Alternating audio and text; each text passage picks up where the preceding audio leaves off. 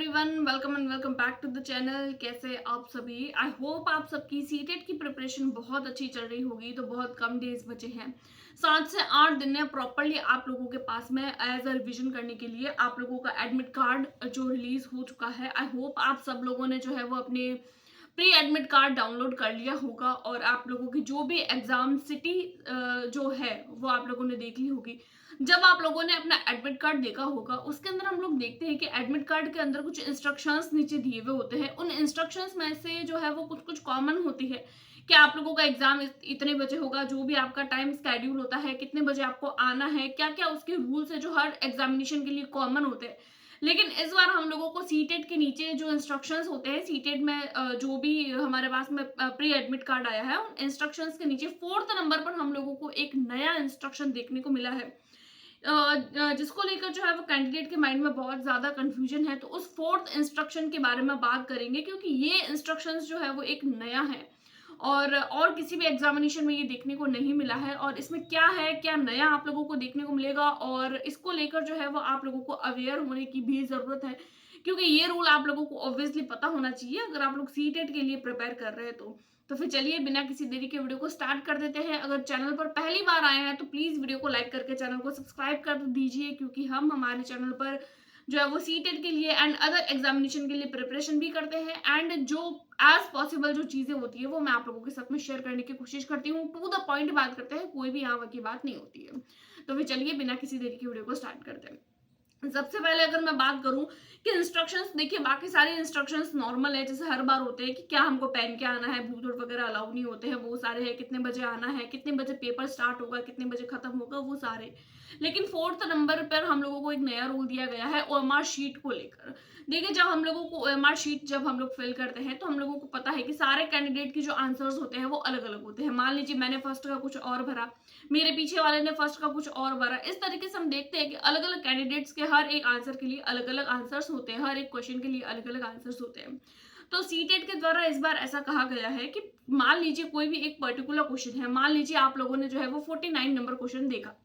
49 number question में मान लीजिए पर एज कोई भी एक कैंडिडेट, कोई एक पर्टिकुलर कैंडिडेट जिन्होंने अपना ए ऑप्शन भरा, उसके बाद में हम लोगों को पता है कि ऑब्वियसली ये ओएमआर शीट बेस्ड होता है, कंप्यूटर जो होता है वो कंप्यूटर द्वारा चेक किया जाता है। मान लीजिए 49 नंबर क्वेश्चन के जो 49 नंबर क्वेश्चन है उसका ए आंसर भरा गया, उसके पीछे वाले ने भी ए भरा, उसके अगले कैंडिडेट ने भी ए भरा। इस तरीके से एक लगातार सीरीज जिसमें लगभग 15 से 20 कैंडिडेट ने कंटिन्यू ही ए भरा।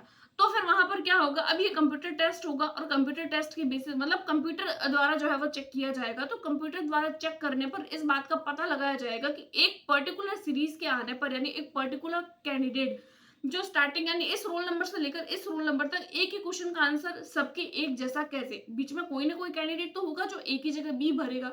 तो ये एक सीरीज कैसे हो सकती है, मतलब कि उस क्लासरूम में या उस एक सीरीज के बीच में उन एक कुछ कुछ कैंडिडेट के बीच में जो है वो या फिर तो कोई गड़बड़ हुई है, या फिर उन्हें आंसर बताया गया है, या कुछ ना कुछ ऐसी पर्टिकुलर जो है वो गड़बड़ हुई है। ऐसा इसीलिए क्योंकि पेपर लीक को लेकर जो है वो हर बार होता है। इस बार भी हम लोगों ने देखा बीपीएससी टीआरई 3.0 का पेपर लीक हुआ, आप लोगों के नीट का पेपर लीक हुआ, और भी बहुत सारे एग्जामिनेशन जो है वो लीक होते हैं और फिर वापस से कंडक्ट कराना। इससे एक तो कैंडिडेट को भी नुकसान होता है, साथ ही साथ वो बोर्ड जो एग्जाम कंडक्ट करवाता है तो उनको भी, राइट। तो ये एक नया रूल निकाला गया है। अब उस एक पर्टिकुलर सीरीज जिनके एक जैसे आंसर है, फिर उनकी पूरी की पूरी ओएमआर शीट को वापस से चेक किया जाएगा, क्योंकि कंप्यूटर द्वारा चेक होती है तो ऑब्वियसली वापस से चेक किया जाएगा। और अगर उन कैंडिडेट्स के हर एक क्वेश्चन में या उससे एक ज्यादा क्वेश्चन में, मान लीजिए एक क्वेश्चन में गड़बड़ हुई, फिर दूसरा क्वेश्चन देखा तो उसमें भी गड़बड़ हुई, तीसरा क्वेश्चन देखा तो उसमें भी, इस तरीके से काफी सारे क्वेश्चन में अगर एक जैसी सीरीज नजर आती है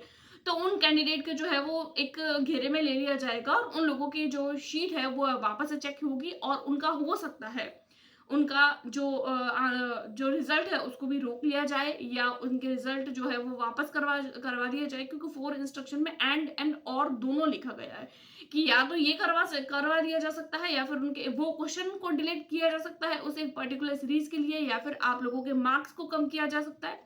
तो हो सकता है, तभी बोला जा रहा है कि आप लोग जो है वो पास होकर भी फेल हो सकते हैं। पास होकर भी फेल होने का मतलब यही है, मान लीजिए आप लोगों के पर्टिकुलर 90 मार्क आ रहे हैं, अब 90 मार्क वाला पास होता है, लेकिन हम लोगों ने देखा कि हमारा आंसर सही है, हम लोगों ने तो कोई गड़बड़ नहीं करी है, लेकिन फिर भी हम उस सीरीज में आ गए और हमारा मान लीजिए जो है वो एक क्वेश्चन जो है वो कट कर दिया गया हमारी बिना किसी गलती के, तो हम लोग जो है वो पास होकर भी फेल हो सकते हैं।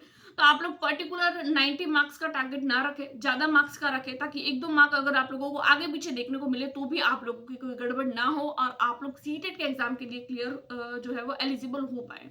तो ये छोटी सी वीडियो थी और छोटी सी इन्फॉर्मेशन थी जो आप लोगों के साथ में शेयर करनी बहुत ज़्यादा ज़रूरी थी, क्योंकि लगातार कमेंट्स आते हैं और जब इस तरीके से इंस्ट्रक्शंस देखने को मिलते हैं तो कैंडिडेट भी तैयारी को छोड़कर और इस तरीके की बातों के पीछे भाग जाते हैं। तो आप लोग ध्यान रखें, अगर आप लोग भी जो है वो इस बात को लेकर टेंशन में, तो टेंशन में मत आइए, अपने टारगेट को अचीव करने पर ध्यान दीजिए।